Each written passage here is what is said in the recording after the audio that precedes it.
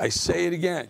If any one of these diversity-loving, DEI hiring, hope to be hired, liberal kids who are on these campuses were to spend any time in Gaza, they better not say they're gay or lesbian, and they better not say they have a different pronoun than he or she, because they get thrown off the nearest rooftop. But break this down first, John. What's going on? Well, first of all, about half the people, I just saw a report, about half the people that they're arresting on these campuses aren't even students. So where are they coming from? And then if you look at all the tents that are rolled out at all these campuses, check them out, folks. Go look up the pictures. All the tents are identical.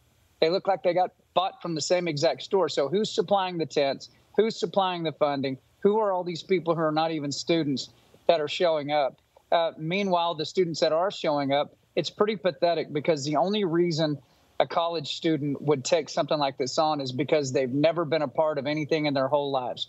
They've never built anything for themselves. They have no integrity upon themselves. They're rich kids whose parents paid for this expensive college. They're the most privileged people in the country, honestly. What's the issue? What's the issue that divides these people?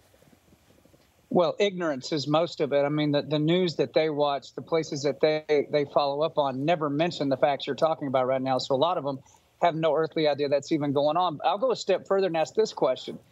When we see these protesters, rioters taking over buildings, not allowing Jewish students to go to class, not allowing them to even walk across the yard of a university that they're paying to go to, and nobody will do anything about it at these universities.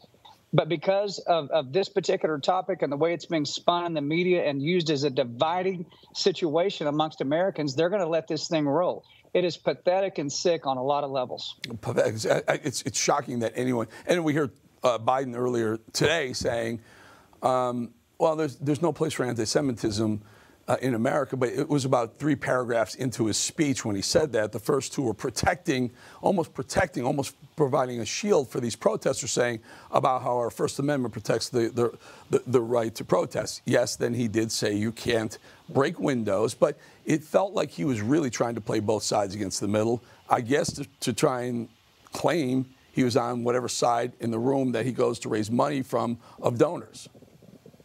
Yeah, well, I mean, you can go back a few more pages. If Biden could have maintained the peace in the Middle East, you wouldn't even have this situation in the first place. When Trump was president, they're cutting peace deals all over the Middle East with the Abraham Accords. What happened to that?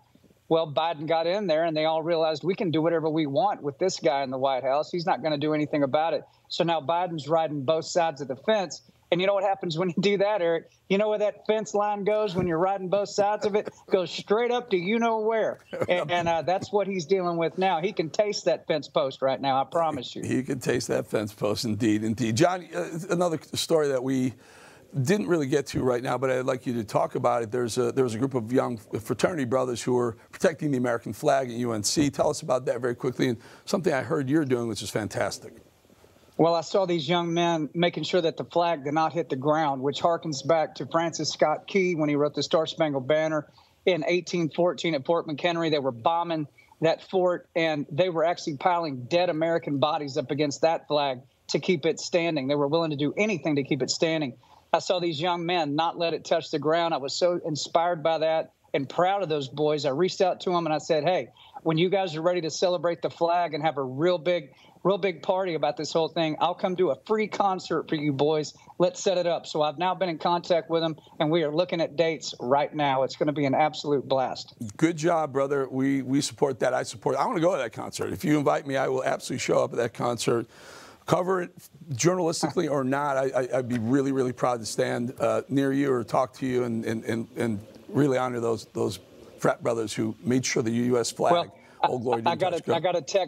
I got a text from Lee Greenwood today, not long ago, and he said, hey, man, let me know when that concert's going to happen because I'd sure like to sing God Bless the USA. So I think this is going to turn into a huge situation when we pull the trigger on that date. Guess who's coming up on the show just a little bit later? Who's that? Lee Greenwood. He'll be with us. Oh, you got to ask him about it. We certainly will. We certainly will. John Rich, good job. Appreciate your time, and thank you for being such a great patriot.